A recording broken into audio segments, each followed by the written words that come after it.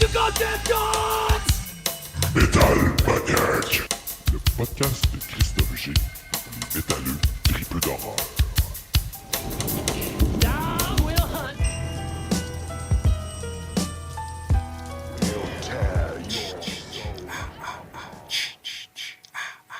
Ben non, c'est pas vendredi 13 aujourd'hui.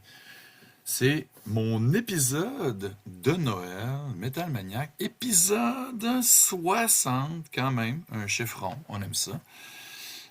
Pourquoi on est en mode Friday the 13th? Parce que j'ai un Christmas sweater de Friday the 13th qui glow in the dark.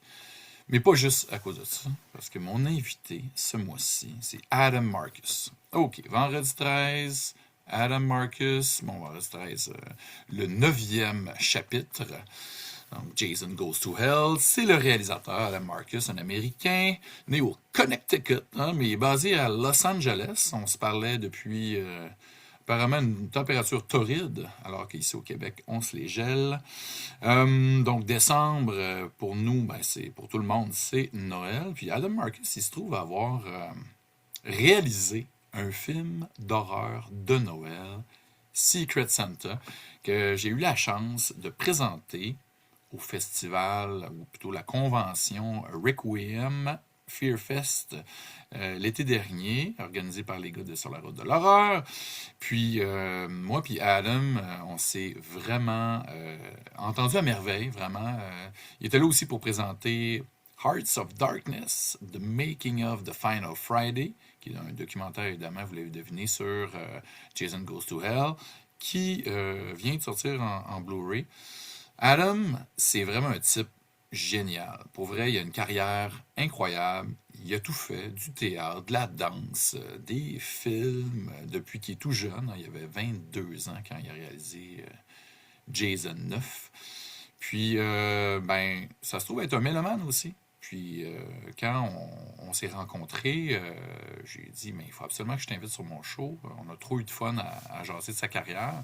Parce qu'il est lié à la franchise Friday the 13th depuis son tout jeune âge. C'est un ami de Noel Cunningham, qui est le fils de Sean Cunningham, le réalisateur du premier Friday the 13th. Il a été impliqué dans presque tous les volets. Ça lui a donné le goût de faire du cinéma. Puis, c'est vraiment juste un humain fantastique. Puis, j'ai eu le goût de jaser avec pour parler de son film de Noël, les films de Noël, d'horreur en général, parler de musique aussi. Donc, sans plus tarder, épisode 60, épisode de Noël, avec ma conversation avec Adam Marcus.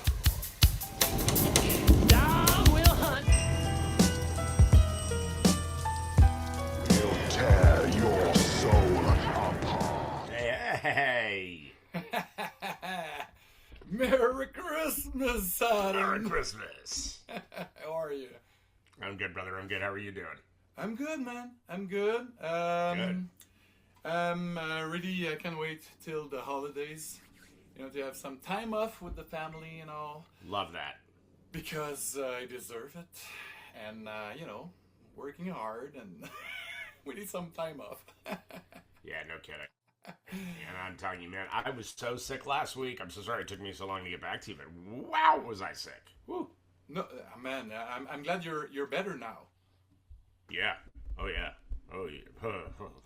Me too. It was dark. Last week I got a flu as well. I was like 2 days bedridden.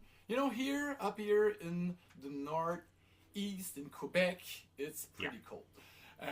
Right now, there's tons of snow. I know you in LA, you don't have any snow.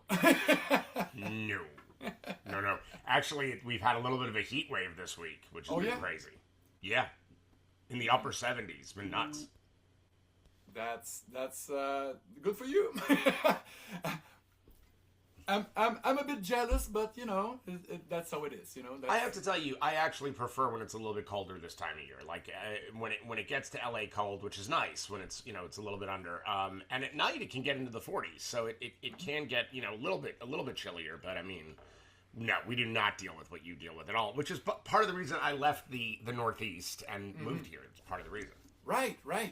Because you used to have snow back in the days where you used to live. Oh yeah. Oh yeah. So you know what it is. So it's not totally alien when you watch The Thing or Shining. Perfect. So it's great to have you to see you, to chat with you again, because we have such a great time last summer at the Requiem Fear Fest. There was it was so cool to get to see you, meet you in the flesh, because we had chat online and through Zoom before, but I think we really connected, and I agree. It went super cool. When you meet someone for real, sometimes it gets a little bit awkward, but with you, not at all, because we're passionate individuals, and we love movies, and we love people, so that was pretty easy. So thank you for thank you, dude. It was you were easily the best moderator I'd ever worked with before when we were doing our couple panels up there. There was something it was just a very easy, comfortable flow. And I think that's super important when you're trying to do this kind of stuff. Oh, definitely. Because, you're trying to have a conversation because it needs to feel natural. Because, if it feels like a Q&A, it's boring for everybody. Absolutely. Involved. For the public, for you, for me. When you know your stuff, it's easy to get the ball rolling and the conversation growing, and to just be there to listen to what the other has to say and to go with the flow, because that's that's a conversation. That's how it is.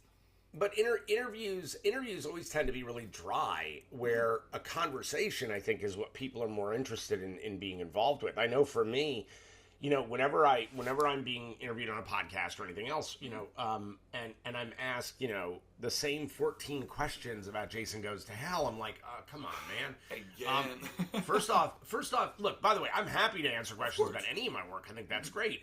But, there's a big dividing line between the people who that's what they want to talk about, or Texas Chainsaw, and then the people who actually know what I've done and have actually researched my life and gone, oh, he has not just done these big franchise horror movies. There's a lot of other stuff.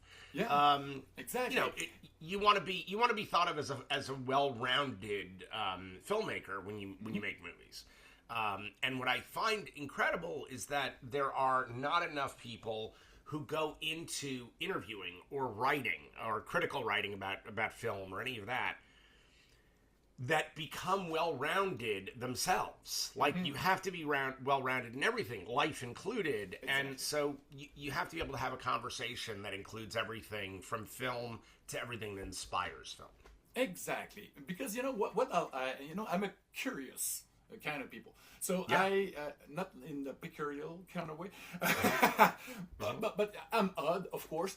But I want to know stuff. I want to learn. I want to learn about people and where you're from, where what movies that made you, what music you used to listen to, what were the building blocks of your life, of your career, 100%.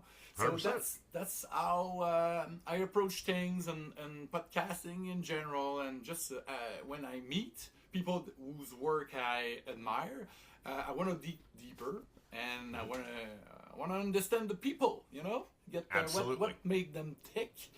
So thank you for being on my little Metal Maniac show about metal music and horror movies, because so we're gonna get the metal out of the way first. Are you a metalhead, Adam? I don't know if you'd call me a metalhead. I have a tremendous appreciation for metal, and I will tell you, when I was a teenager, my best friend in the world, who is still my closest friend, lives right down the street from me. He's my editor. Eric Beatner was in a number of punk bands. Oh yeah, straight edge punk bands specifically. But I went to see a lot of straight edge punk back in the day, which, by the way, can sometimes be a lot harder than metal. Of course. Or some metal, that's for sure. And punk and metal, it's really connected. They're very similar. They're very similar. I think punk just has a little more of an anarchic nature to it, but I Less think they're very technique, much the same.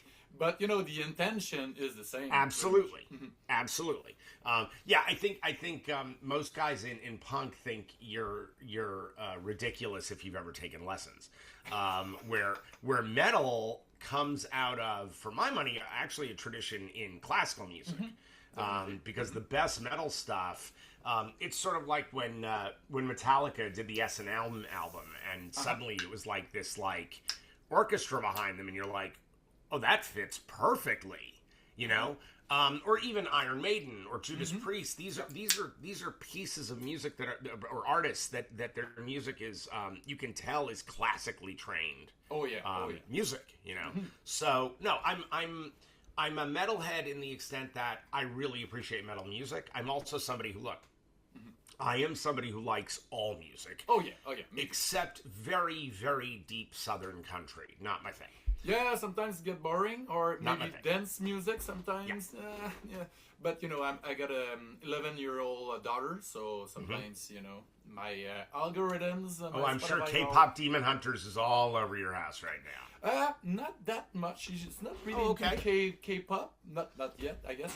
But Dua Lipa and that sort of stuff. But sometimes pop music can be good. I used to listen to. I have a great appreciation for pop music. I agree with you. But I prefer the sound of guitars and real instruments rather than pop music. But sometimes industrial can be really heavy as well. Nine Inch Nails and Ministry and stuff like that. But when you got a guitar involved, usually I'm interested. So what could be the very first metal music you listened to when you were a little pup? Well, I will tell you, when I was really young, and now I think it's funny when it's called metal, because it's so. Yeah, it used to be rock or hard rock, but Well, no, this was metal back in the day. I don't know if you'd call it metal now, but I was in the Kiss Army when I was a kid. Yeah, Kiss. That's the founders of everything with of course Black Sabbath and Led Zeppelin, but the visuals, that was fucking that was the thing. Like you got trapped in the idea of this demon on stage and the Starman and all this kind of Space Ace and God rest his soul and all that stuff. Right.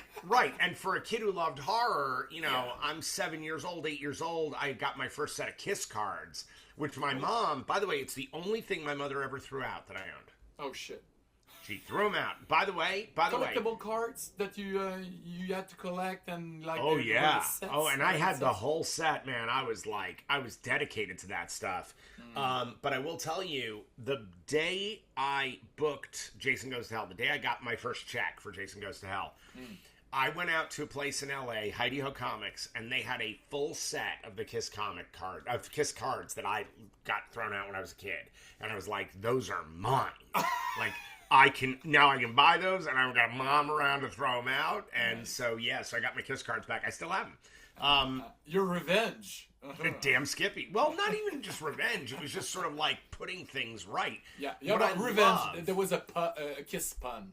Revenge. Yes, no, I got it. Nicely done. Nicely. You're a real destroyer. You're a real destroyer. So, The thing that was magical about Kiss was that while they were heavy, and they were heavy, Kiss Alive 2 was one of the first albums I ever owned. Nice. They had enough of a hook, because let's be honest, like the structure of a Kiss song is not a really complicated thing. It's very, very simple, right? Those hooks. I think are what made them, as close to pop music as metal can get, because they had a rhythm and a hook, and look, and again, in the same sense that, because I know those guys were studied musicians, understanding, and the best metal artists know this, understanding that even when it's heavy, it has to have a certain progression and a certain hook to catch an audience, to keep it famous, to keep it alive. Black Sabbath was so good at this. So good at this. So, and by the way, I was also a big fan of Ronnie James Dio. Oh man. You know, most people say Black Sabbath is Ozzy, the four first albums, and that's it. But you know, Ronnie James Dio, he could sing like a maniac. He was amazing. And I love Ozzy. I mean, what's not to love about Ozzy Osbourne? Exactly, two different things. 100%. Well, look, and again, I know this is getting to stainless steel, but you know, when you talk about Van Halen, like I hate people who dismiss the Hagar years. It's like no. That's still Van Halen, and yes, it's not David Lee Roth, who is who's amazing, but you have to, if you love a band, you have to respect the iterations of the band. Exactly. How did that evolve? But sometimes it doesn't work. But sometimes 100%. 100%. Right. AC/DC, they could have failed, but they were reborn. Look at those guys. I mean, come on, look at those guys. Like that is something else. They're still at it. They're touring. They're touring in 2026. Yeah. It's crazy. Dude, and here's what's amazing about AC/DC, and no one argues with me about this.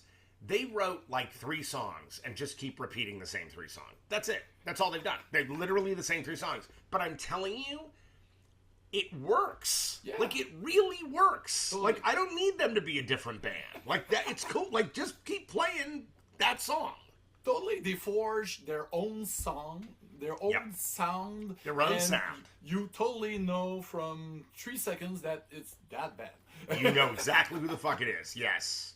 So that's and it's a great band, and fucking Stephen King hired them to do a score for his only directed movie, which I like.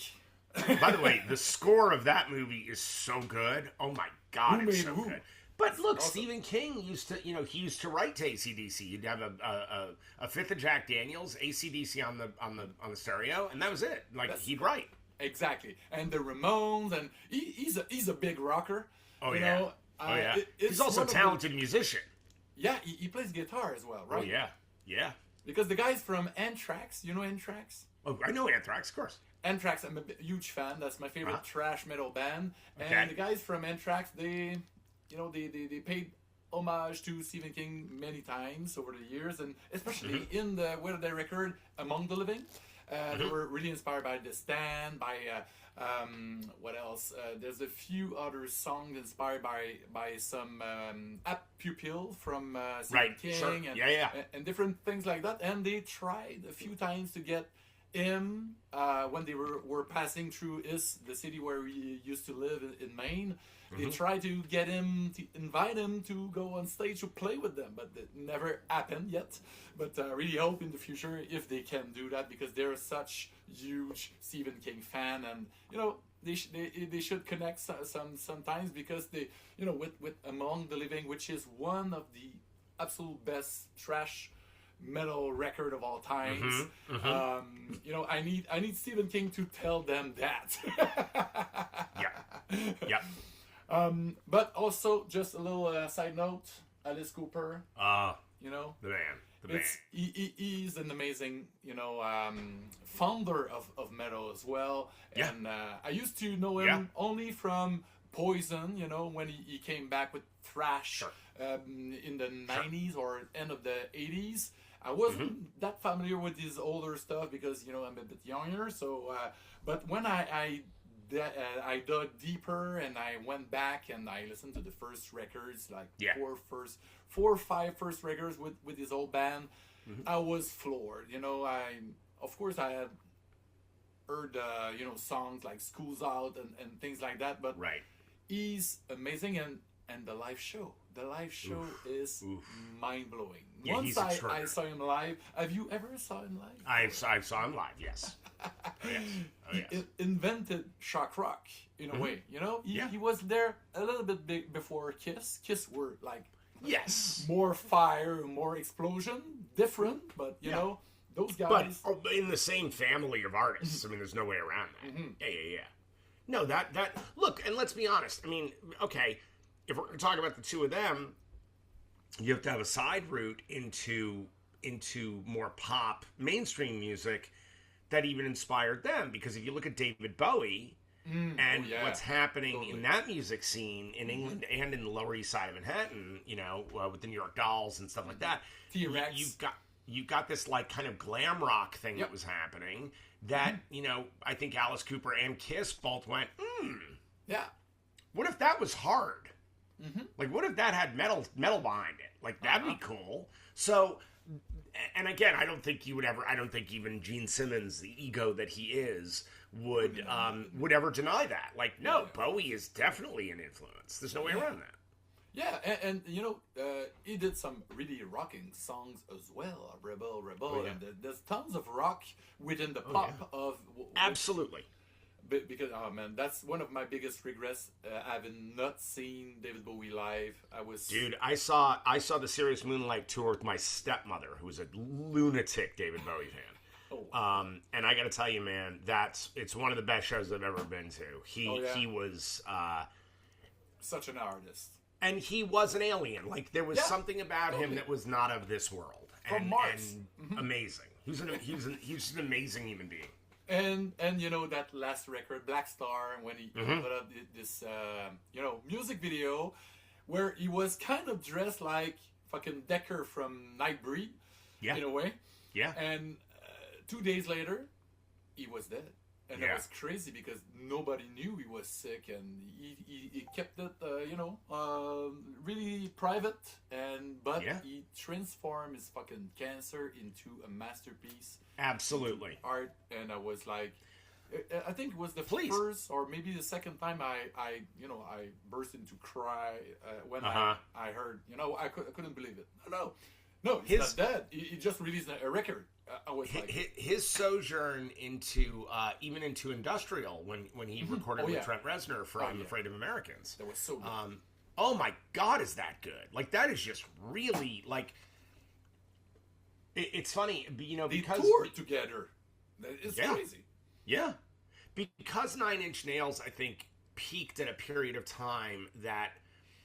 I almost feel, because he went so heavy into soundtrack work, which is amazing. His soundtrack work is fantastic. But because of that, I feel like there's a lot of people who've either slept on Reznor or have forgotten Nine Inch Nails or forgotten that really he is Nine Inch Nails. And it's interesting because the more and more I hear these little moments of his as a producer, not even where it's his name up front, but where he's the guy behind the track, you hear it. You listen to some of this shit, and it's like... You talk about a guy who respects metal. Totally. Oh my God. Like, he respects his forefathers because he brings that shit right up to the edge of right now. And again, understands a hook. You gotta have a hook. I don't care what form of music it is. You gotta have a hook. Totally. Because if you don't have hooks, it's masturbation. 100%. It's for yourself, but you have to think about, you know, the public. And, you know, Trent Reznor, he's such a genius because, you know, first record that was a Pretty Hit Machine. It's dancey, but it's you know, it's slowing, going to the darkness, and it's kind of hard, but not yet. But when I discovered that band was with Broken, the EP that came out a few years later. A cousin of mine, he I don't know how, but he got access to that record, and he told me, you got to listen to that, because I was into Faith No More, I was into Ministry, I was into all Faith kind No of More, stuff. man. I'm such a huge Faith No More fan.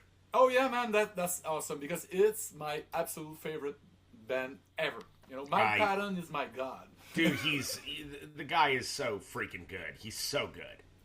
He's one of those guys that he's never where you expect him to be, which is 100% pretty intense. Right now, he just put out a country record with a duo of.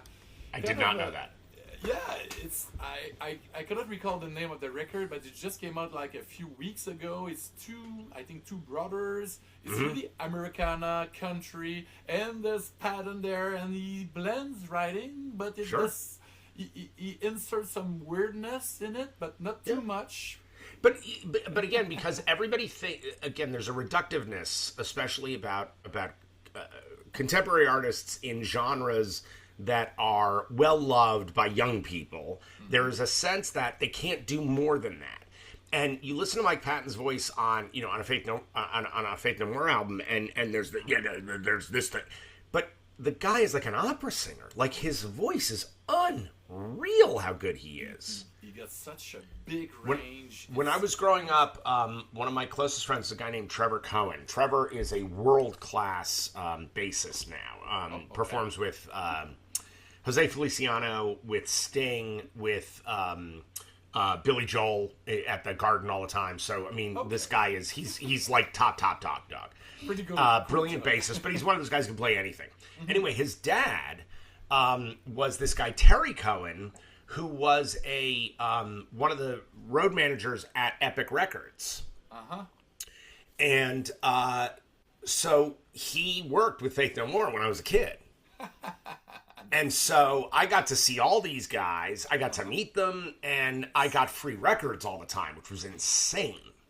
Like, you'd go to Trevor's house, you'd walk out with a goodie bag. It was worth like $200, nice. Just because it was shit that was in the house. Like, oh, take it. We got a lot of them. And here's what's interesting: the same guy, that same dude, right, who handled Faith No More, also handled Michael Jackson. Yep. Wow. Yeah. Yeah. Yeah. So, by the way, also a true story. When I was a kid, because of this connection, I was Meatloaf's rock gardener.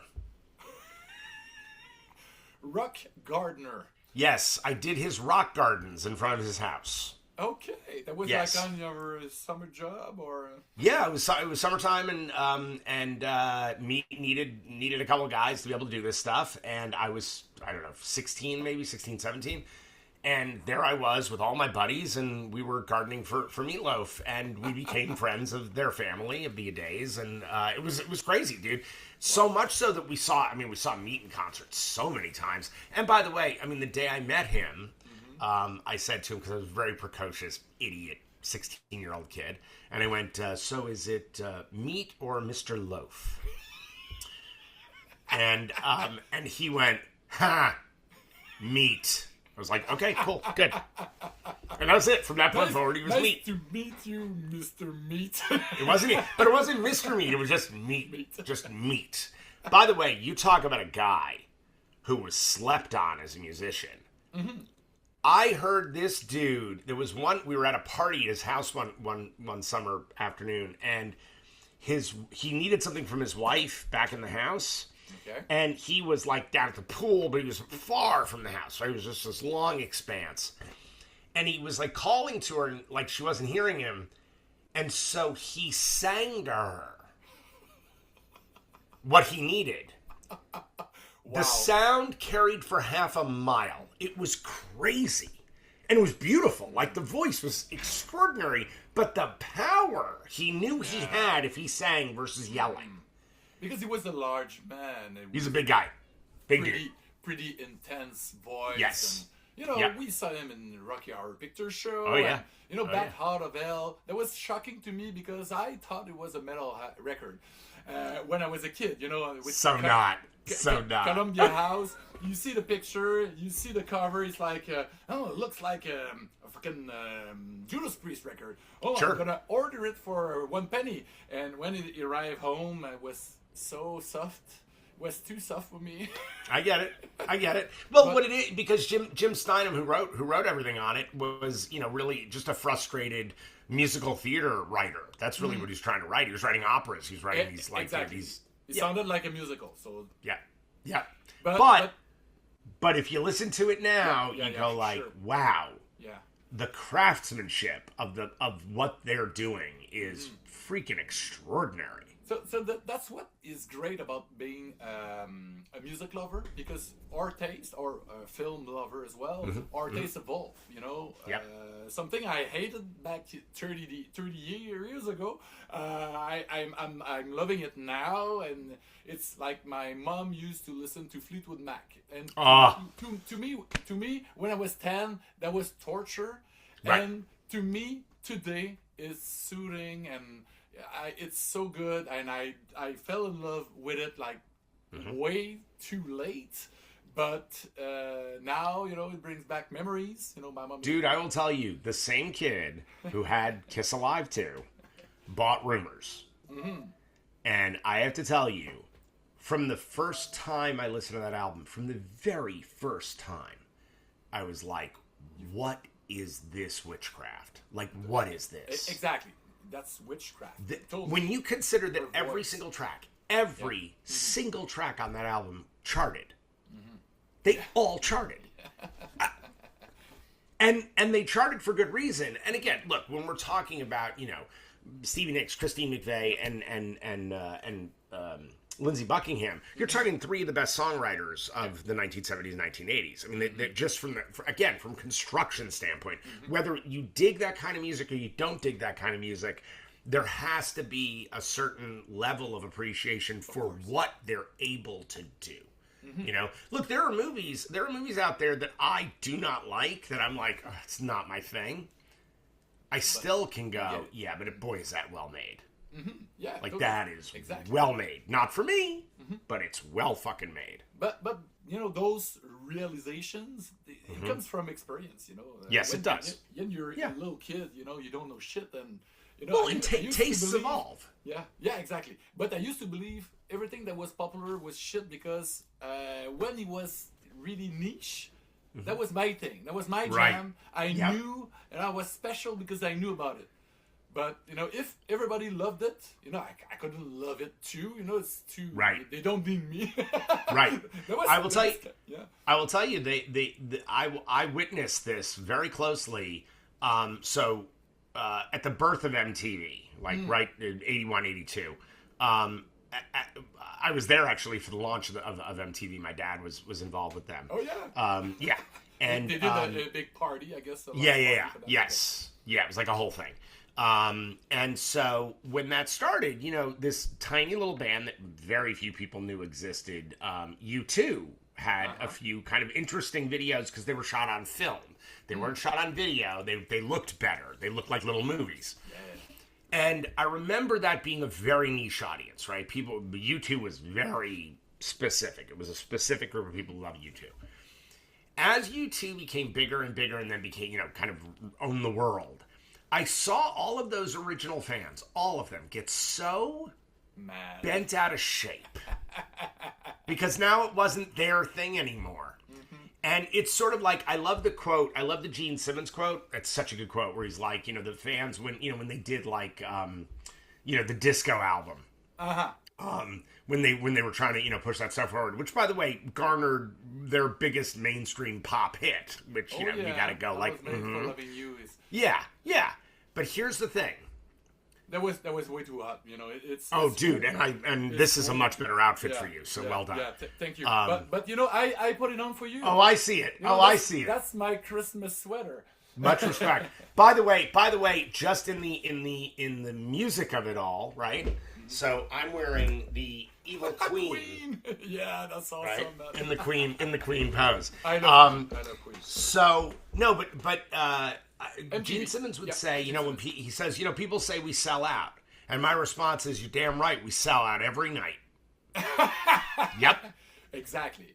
Yep. They deserve the success, They found a way to, capture everyone's heart through, I guess, formula. They saw what make people like them, and sometimes, that's for the worse. And for me, I'm kind of in the middle. Sometimes I'm really happy to be one of the first that love a band, and when they get some success, I'm really happy for them, Yeah. But sometimes when they evolve into something that I'm not that big of a fan, like Red Hot Chili Pepper, they tried to do Under the Bridge a million times after that song came out, and they used to be so fun and so crazy, and they kind of forgot about it. And sometimes people get mellowed, and some of the heaviest band they became hard rock bands, and that happens, and it's totally okay. That's their thing. They have all the rights. They don't owe me anything. That's and again, look, I am also someone who thinks, when you spend $200 to go see an artist, right? You're going to go pay to see somebody you love, and they're all way too expensive now. Oh yeah, man, that's crazy. I mean, when I was a kid, I went to I was at a concert at least once or twice a month, and now I'm like, no. I'm not spending $1,000 to see somebody. It's insane. But when you spend that kind of money, right, and you go to a concert, I don't want to hear your new shit. Yeah, that's right. I don't want to hear you play the B tracks. No. Maybe I know that it sucks. Maybe one. Yeah, no. Right. Once every act, you get that I don't know. Cool. That's it. And by the way, those numbers better be great numbers. I'm not paying all that money to listen to you practice. So it's like when you're paying that top dollar, they are there to be the artist that you fell in love with that made you spend that money. Totally. And so that stuff, that artists who pull, look, I went to see, I don't know, it was maybe about a year and a half ago. I took Deborah, my wife, to see ELO, and she'd never seen them live. I never saw him as well. And I'm a huge Jeff Lynne fan. I just think he's a freaking musical genius. And so I was really excited to show her because she loves ELO. She really loves their music, and I was like, this is great. Dude, he played every fucking hit he ever wrote. It was crazy. He played so many hits. There were some hits he just didn't have time in the set to play them. Oh, wow. Did he do medleys or? He didn't, which was incredible. I mean, it was a 2.5-hour concert, we got the feast. 2.5 is pretty awesome for someone of that age, That's what I'm saying. Wow. Yep. Because and he knows. You don't get 2.5 hours out of, I guess, AC/DC or, Black Sabbath. They didn't play that long. An hour and a half tops, Right. And I saw that like 12 years ago. Metallica had a long show. That was a long show. Of course. But, that was he's still young, so it's okay. Yes. True that. No, you're right. You're not wrong. Again... Look, I don't care if a concert's an hour and a half. That's fine. Play the fucking hits. Yeah, totally. Because if it's a punk rock band, they play 30 minutes, it's okay. Because they have 1 minute songs. That's right. But, as long as I love to talk about music, it's also about movies. You bet. And, since it's Christmas time soon, and you fucking directed... In addition to, of course, Jason Goes to Hell and writing an entry with your wife of my favorite franchise, The Texas Chainsaw Massacre, you also directed a Christmas horror movie. I sure did. Secret Santa, which I had the chance to introduce and to do the Q&A with you this summer, and I loved it. It's so much fun. Came out in 2016? 2015? No, 2018. 2018. So, we shot in 2016. Tell me about why another Christmas movie. Why the word needed another Christmas movie? But you know why? We need horror Christmas movie all the time. So we do. The problem is here was my problem with horror, with Christmas horror, because I do have an issue with it. And it's funny because our title is a little misleading in this way. It's the only thing about our title that I don't love, even though I love the title, because the movie it includes a Secret Santa tradition and gift giving, and the gift giving is the problem. But you think it's misleading because Santa is in the title? There's no Santa? Right. See, here's the thing. I did not want to make a killer Santa movie. For God's sakes, enough. We have too many of those. And I've heard that the new Silent Night, Deadly Night is going to be amazing. I've heard it's really good. I saw the trailer. I thought it was fun. I'll give it I just sit there going, how many times are we going to reboot this sucker? We're going to do this again? All right, cool. For me, I think the Christmas story that had not been told up till that point, and if you have to remember, Krampus came out while we were in pre-production to make Secret Santa. Right. It came out literally right as we were making the movie. I wanted to make a movie about family being the villain. That the horror of Christmas is sitting across the table from your drunk racist uncle. That's the horror of Christmas. Oh yeah, totally. And so I also look, the thing about Secret Santa, Okay, it's very autobiographical. Very much an autobiography for me. Yeah. Because my parents were married on Christmas Eve. Oh, okay. And every year they would have a Christmas Eve party that was their anniversary party. But because it was Christmas Eve, it had to be a Christmas thing, right? Mm-hmm. Now, both of my parents are Jews. Mm-hmm. They got married on Christmas Eve. One, the synagogue was really cheap.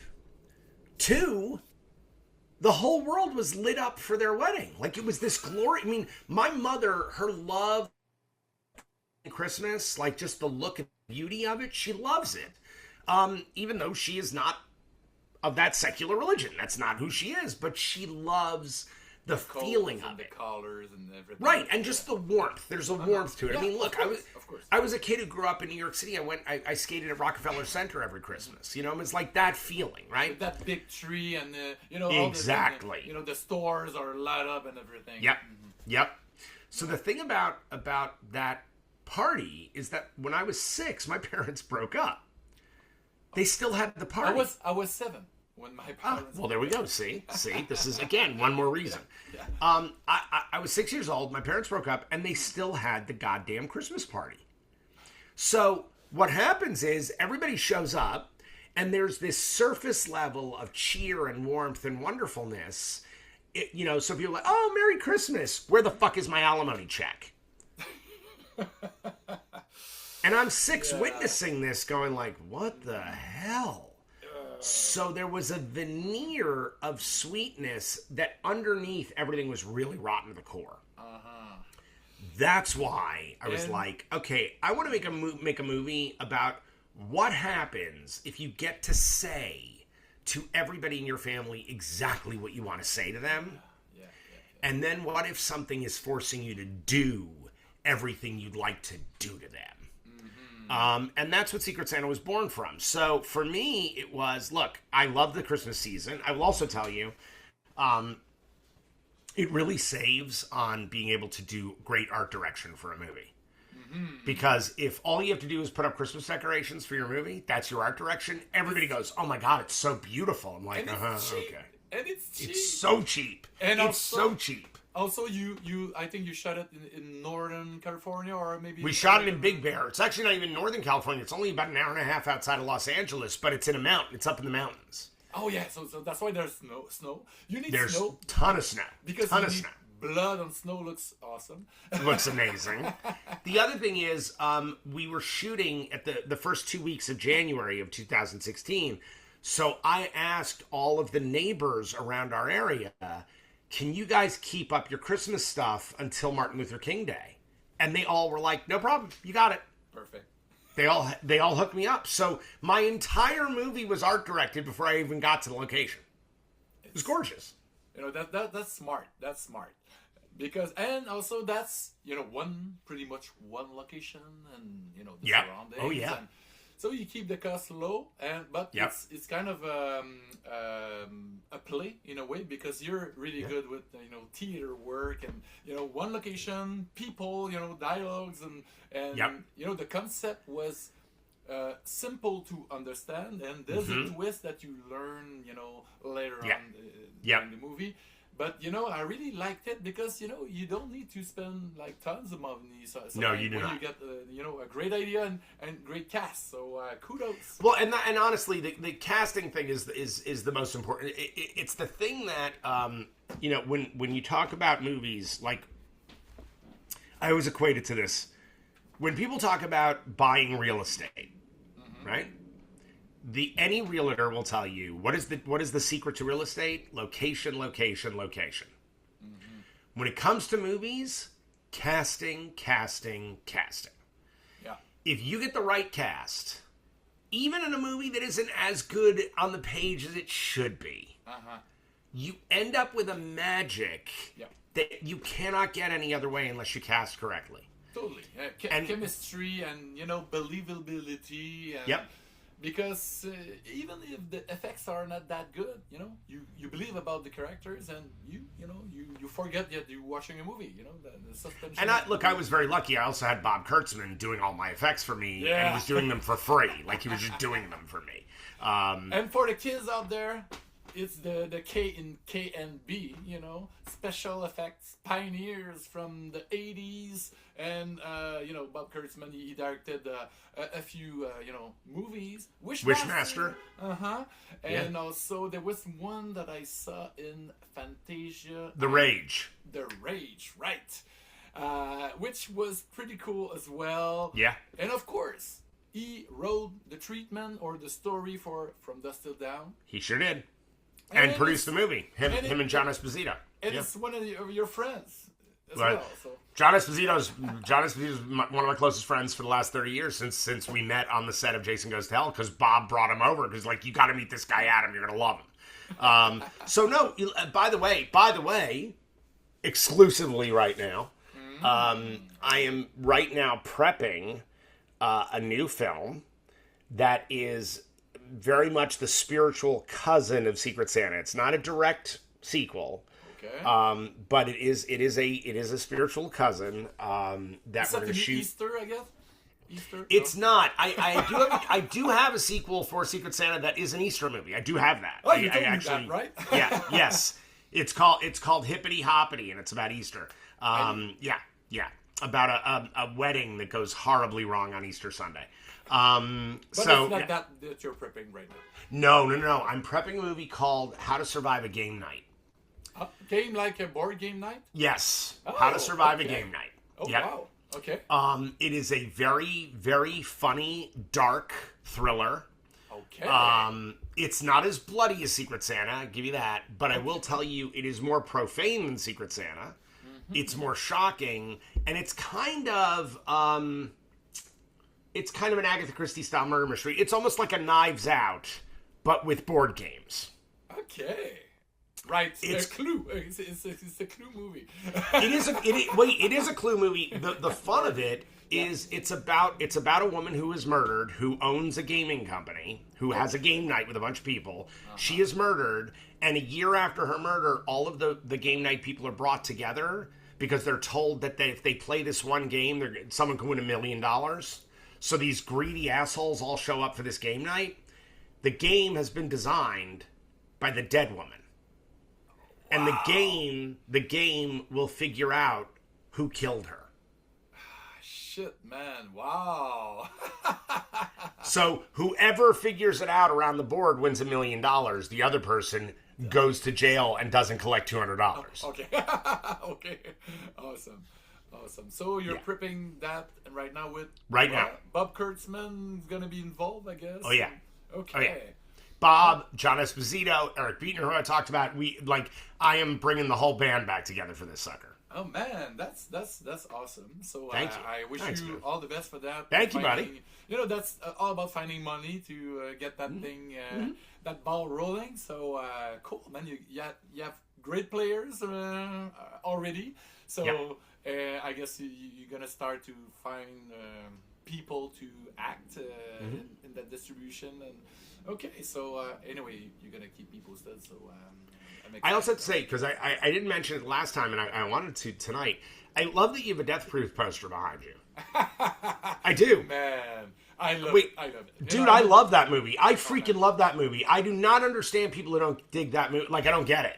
No. And I actually think it's Quentin's most original movie. I just think it's such a really cool film. I'm like... It's fun, man. So much fun. And I was shocked. I was angry, actually, after that Grindhouse double bill bombed. It was crazy. Yes. I went to see it, opening night, and a lot of people were there, and we were cheering. And when I learned it wasn't a success, I was like, people are crazy. They gave us 2 movies for the price of 1 with a bunch of fake trailers. With those trailers that were so good. Oh. It's crazy, and people they didn't understand it because it's people are dumb sometimes because it became a trend. Grindhouse.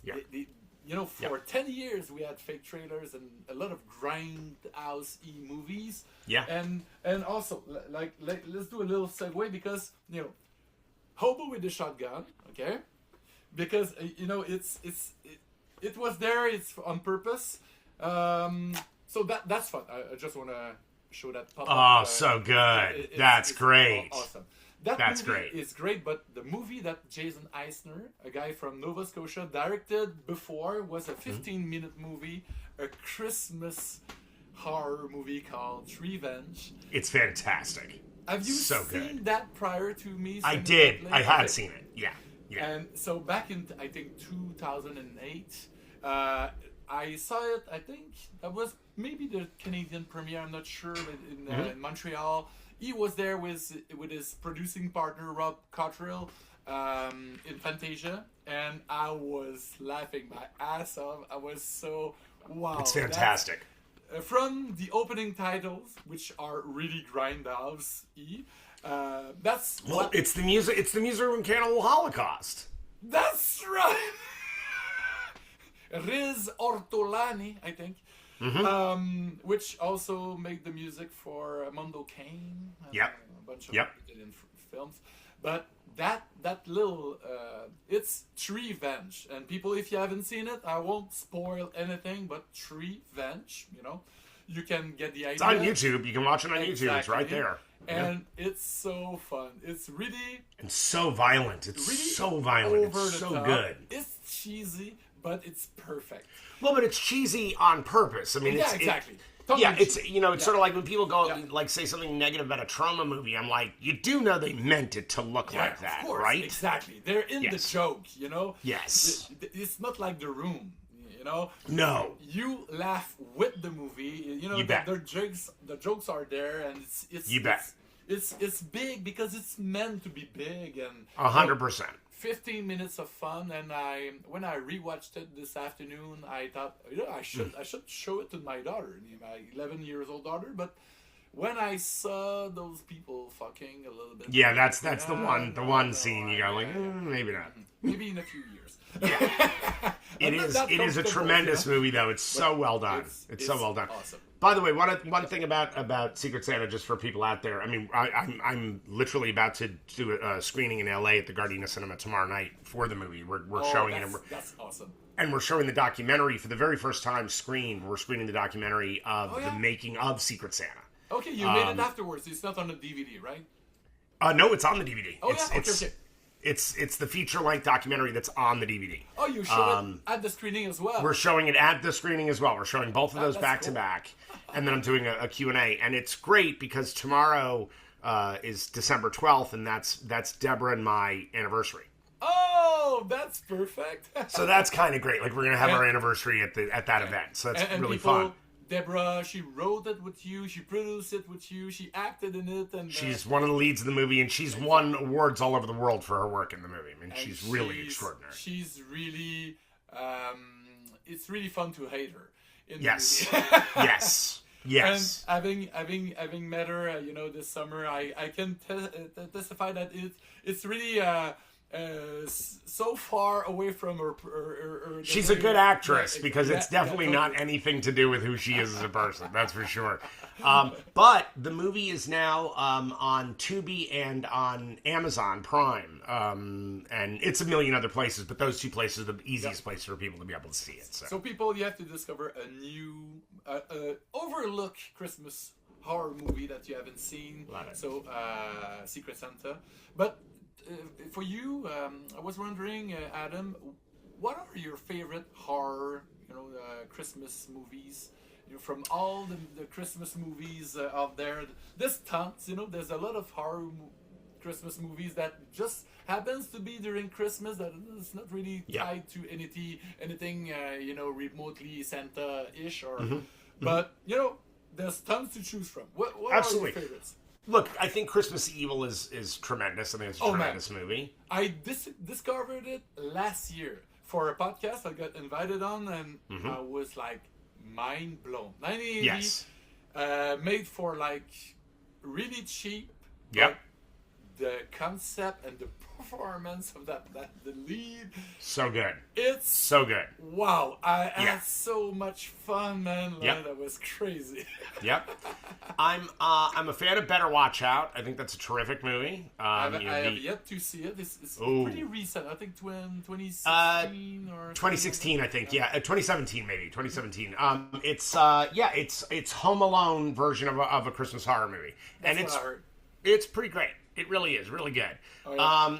But look, you can't beat Black Christmas with a stick, man. Like that movie it's just Black Christmas. You Yeah. know Yeah. that cover was drawn by my friend Gary Pullen from. Oh, I love Gary. Used to be the art director from Rue Morgue magazine. No, Gary just did the 4K of Jason Goes to Hell. Exactly, man. Yeah. He's great. He's doing posters for like his favorite movies now. It's awesome. I used to be his fan from his Rue Morgue work, because Sure. prior to be a critic for the most amazing horror mag ever. Yes, I was it a is. fan. I was a fan. Yeah. I'm trying to find all the issues I'm missing from the first run, and That's great. that's and Gary, he's a great guy. He came to my show last year. We talked about Black Christmas, 1974. Toronto. It's a Canadian horror film, Yeah. and that's one of the founding blocks of slashers. You bet. And Also that it's directed by Bob Clark, who is totally. another underrated director. When people think about Bob Clark, again, they always put him in one category, and I'm like, no, you're missing what Bob Clark was about, because Bob Clark directed Porky's and A Christmas Story in the same year. Yeah, Christmas Story. That's my absolute favorite Christmas movie. It's so much fun. I wasn't even born in the 50s. I'm a 77 guy. But my dad was born in 1950, and just the nostalgia. That movie is timeless. Even though Yes, it it was is. produced in the 80s, it's Doesn't matter. exactly. Doesn't matter. It's universal story. It's so good. You got the cursing, you got the sexy lamp, and you got the fucking duck, the picket duck at the end. It's amazing. The bullying, It's an amazing film. Everything is there, man. It's so good. Yeah. And it's Bob Clark. He Ah. touched everything. He did action. He did horror. He did fucking family movie. It's a great director, just simply a great director. Who again, people just don't even know he exists. An honorary Canadian, as they say. Yeah. I just want to show you my beer because it's written Necronomicon. Love it. Yeah, damn right it is. It is. It's a metal band from Quebec, and there's a brewery that did an homage to them through a beer. So just little connection to, of course, Evil Dead and Jason Goes to Hell and everything. Damn Skippy. That story is so good. But what else? What Christmas horror movies? Oh, yeah, I would also say Gremlins. Oh man, Gremlins. Yep. I was a little kid when Gremlins came out, and I wasn't traumatized by the dead dad dressed as Santa in the chimney bit. Sure. But I don't even think I understood what was going on, during Right. that story. Right. I was too young, and my daughter, I think I showed her the movie at my age, like I was 7 or 8. But the rest is so much fun. It's gory, but there's nobody get killed except that old bitch that you ate anyway. Yes. But it's so good. Joe Dante, I'm a big fan. Dude. He's amazing. And, He's amazing. And having Spielberg just giving him tons of money to do that movie, which was pretty hard to direct. And also, look, the thing about a Spielberg-produced movie of that period of time, whether it's that, Poltergeist, Goonies, any of those movies that he had a hand in, even if he wasn't the director, there was that Spielberg feeling. Exactly. Some Spielberg spice or... There's a warmth. There's a familial thing. There's this warmth in there that I really miss in movies, man. Like, I actually think that was an incredible attribute that he brought to stuff that was so... You just felt comfy. There was a coziness to those movies. Yeah, man, totally, exactly. And those... There was always a family involved, and kids and parents, and those guys, you believe that they were a real family because they Absolutely. were well cast, well written, and even though supernatural things and murders and mayhem and ghosts and gremlins involved, but you were in, because those guys, they were like, they felt like. I'm Canadian. I'm from Quebec. It's not the same thing, but we're kind of cousin with the Americans. It's kind of the same way of life, and we eat the same things pretty much, and we have the same. Except for poutine, that's you guys. Right. But it felt for us. But anyways, I used to listen to all those movies dubbed in French, so But we. Emblem, those movies, as you said, I think Spielberg, he had some flair, a nose to finding and fostering amazing directors. Richard Donner with the Goonies and Joe Dante and, those guys. I'm a huge Spielberg fan, and I believe he always do a horror movie every 10 years or so. Yep. This guy's has a family movie. Right. Like Jurassic Park is a horror movie. Absolutely it is. Well, Jurassic Park is Jaws on the land. Totally. The Temple of Doom. That's horror. Sure. Well, between Temple of Doom and Gremlins, that's what created the PG-13 rating. Totally. War of the Worlds. There's a new Spielberg movie that he's been, teasing. Looks like it's sci-fi. I'm sure it's going to be dark sci-fi, and I'm excited. Well, please, Minority Report is so well done and so dark. What a dark freaking movie. No, I mean, look, I for my money, and I'm happy to go on record saying it, I think he is the single greatest filmmaker of all time. Man, you're probably right. I'm with you on that because he changed life. He changed so many lives, and changed our industry over and over again. Oh, exactly. And like a little trivia note, his son used to work at Ubisoft Montreal, the company that I've been working for like 18 years. He was a game. Game designer for like 3 or 5 years, and he didn't told anybody. It was really low profile, and got to be his own person. Exactly. But can't wait to see what his son is about. I haven't seen his work, but Spielberg, I'm always there for any new stuff. Anything he does, absolutely, exactly. Absolutely.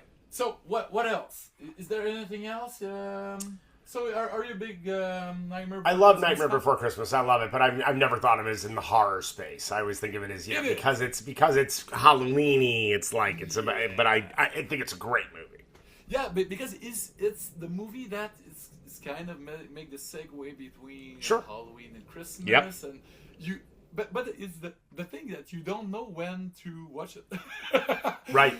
For Halloween, for Christmas, I think it's a Christmas movie because there's Santa. Sure it is. But it could be an Easter movie because Look, I mean, let's be honest. P2 is a Christmas horror movie, right? Even though there's very little Christmas in the movie. I know. I was like just researching for that little chat we have. And I found out that was during Christmas. I haven't seen that movie for years. Yeah. I think I saw him once when I bought it for like $5 in the used video store. And I thought it was okay because, Alexandre Aja was involved. So I was really curious because I'm a big fan. Me too. And I think it's okay, but it's not that great. No, it's fine. It's fine for what it is. It is what it is. But look, I always find it funny when people get like pissed off about like, well, it just happens on Christmas. Okay, well that makes it Christmas. Yeah, totally. Like Die Hard. Die Hard is a Christmas movie. Sorry, kids. Yep. But it just Die Hard is it's more of a Christmas movie because there's a ho ho ho. There's a lot of references. And absolutely. The music and all. They are having a Christmas party. Yeah. That's what they're there for. And if people don't get that it's a Christmas movie, they don't have a heart, I guess. Right. You know, Right. I still have my children heart, my child heart. Sure. You know, this is not horror, but Home Alone, it's a great Christmas movie. By the way, you're really gonna like Better Watch Out. You're really gonna like it because sure. it is like the funny thing about Home Alone when you watch it now is you just go, okay, anything that kid did to those guys would murder them. Anything, any one of those things would just murder that person. This can kill someone. Oh, you bet, you bet. When it's full. I'm telling you, you're really gonna dig this movie. You really are. You're Oh gonna dig man, it. I'm excited. I think it's on a streamer that I'm a subscriber. So I haven't seen that for years. But Maniac Cop 2, it's set during Christmas time. It is. And Maniac Cop, it's fun. It's fun. Robert Czar, just his face. Great. It's great. It's Christmas for me. It's great. Absolutely. It's amazing. That guy, you saw Samurai Cop. Oh, of course. Are you kidding? Of course I did. Nuts. So if people haven't seen that movie, Samurai Cop, they have to because it's the most insane piece of cinematic it's history nuts. of all times. But just that face. And Bruce Campbell is in Maniac Coup, Which is great. Which is great fun. Have you seen? I'm sure you have seen Rabbit from Cronenberg, but Oh, dude. do you remember It's that? a masterpiece. Do you remember that Christmas bit? The Christmas segment. There's a Santa in a mall, and there's a maniac. Oh, yeah. Yes, I do remember it. Yes, of There's course. a shooting, Of course. and Santa get killed. Yep.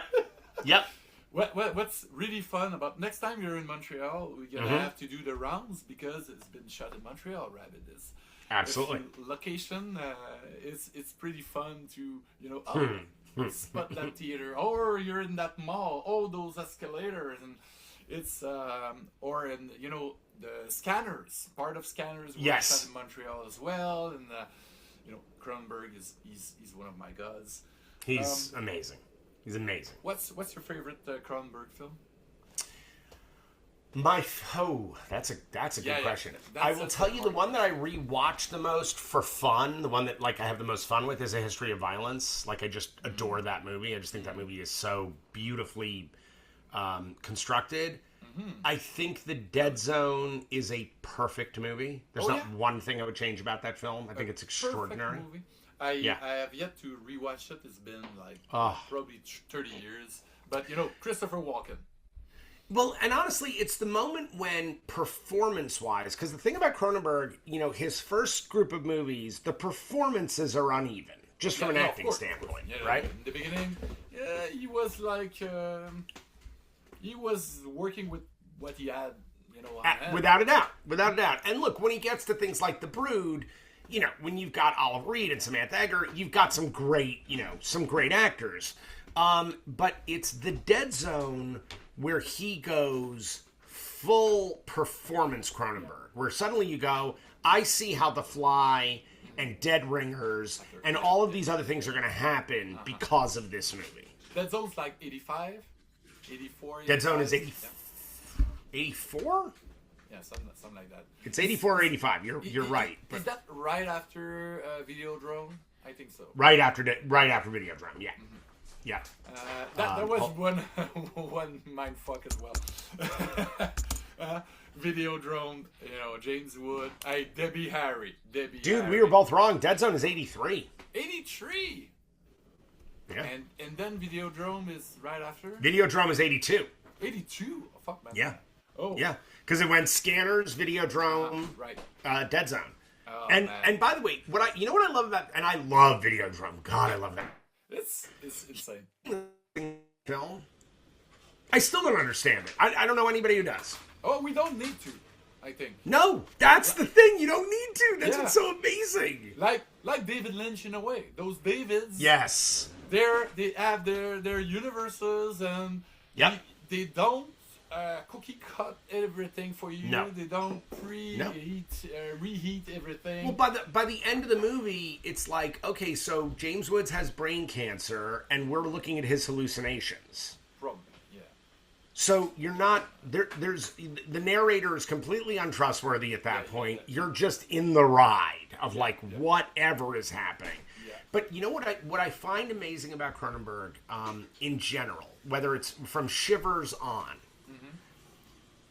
there was a bravery not about body horror. The body horror thing, of course, he's the king of body horror. There's a bravery about sensuality and eroticism on screen that is really brave. Yep. And really ahead of its time. He's doing things that are so. I don't know if you remember the sex scenes in History of Violence. Oh yeah. Oh my God. In the steps. Wait, that's the second one.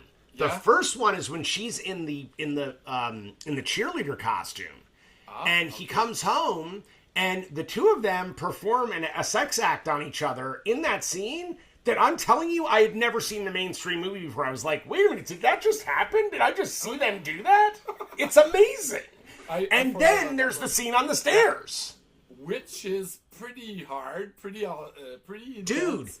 Dude, what's so good about Cronenberg is that he pulled a similar sort of thing to what Sam Peckinpah did in Stray Dogs, but got away with it. Sam Peckinpah got roasted for that scene, where Cronenberg does it, and you go, oh, I get it. Yeah, I get it.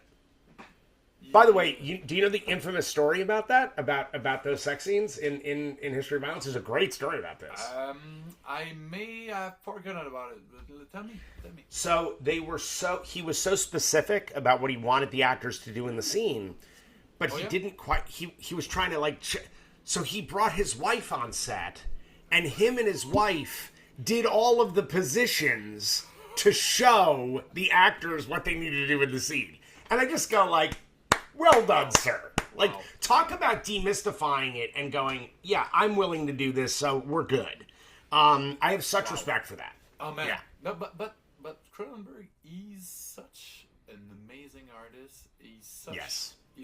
I guess he's probably an alien too, because he's really so different from anybody else. From anybody else. And is when I saw The Fly, my brain was blown, all over the walls. Dude. I was too young, but I was like, that's what am I saying? It's a horror movie. It's a drama. It's kind of I don't understand. I actually think it's Shakespearean. Yeah, it's a it's a tragedy, and wow,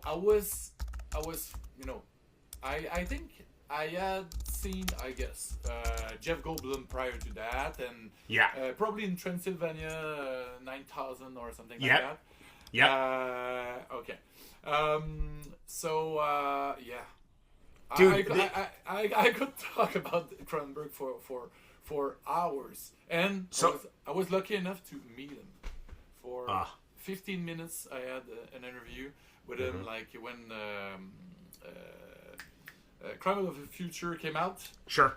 And I was so stressed, and I was really scared I wouldn't like his new horror movie because he was doing kind of thrillers or dramas, Right.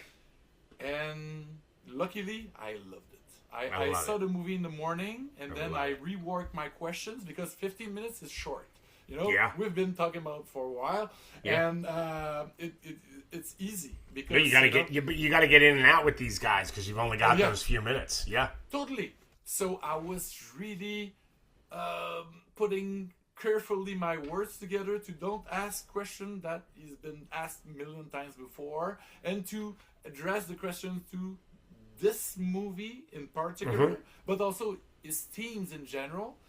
Because the thing that he does really well, and he does that all the time, he asks questions through his movies without giving answers.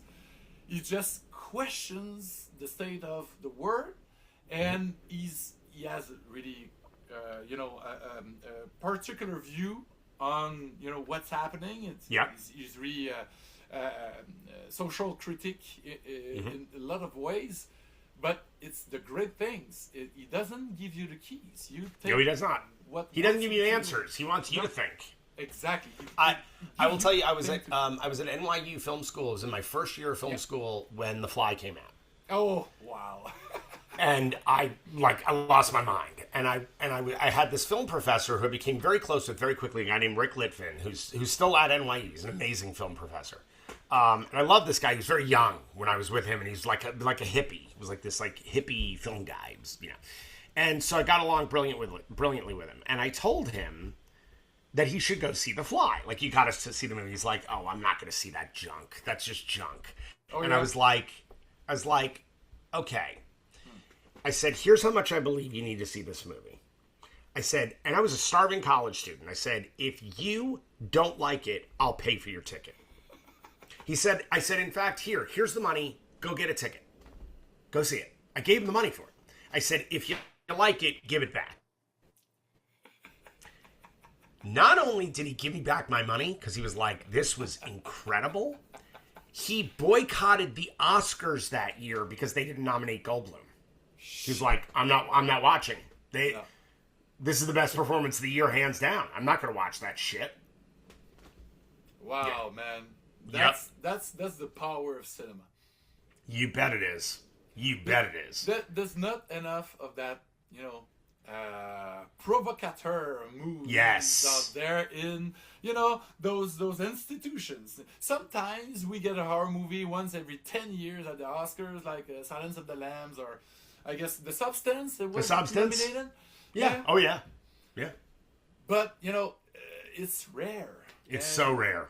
It's been frowned upon, but we know we don't need them. We really don't. Hey man, as always, it's been really, really, really fun. Thanks for doing that, and I'm sure there's more in stores for us. In the future. Hell yeah, there is.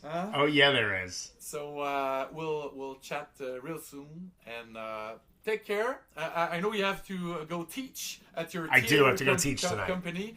And looking forward to our next conversation. So take care. Have a great holiday.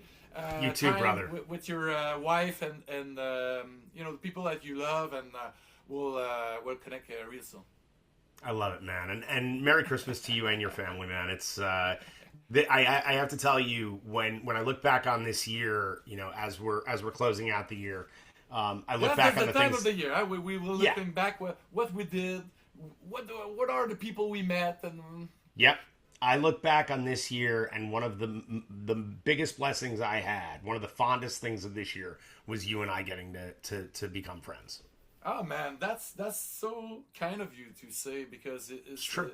It's it's the same, because when two people that think alike, that are very different, from different part of the world. Absolutely. When people connect, it's precious. Dude, I respect you got a Death Proof poster behind you. That says it all. And it's signed by Eli Roth. There you go. Zoe Bell. Also there you go. In that corner. So I'm gonna rewatch that film because of you. Really soon. So I love it. Okay, so take care and see you soon. Thank you, brother. We'll see you soon. Cheers. Cheers.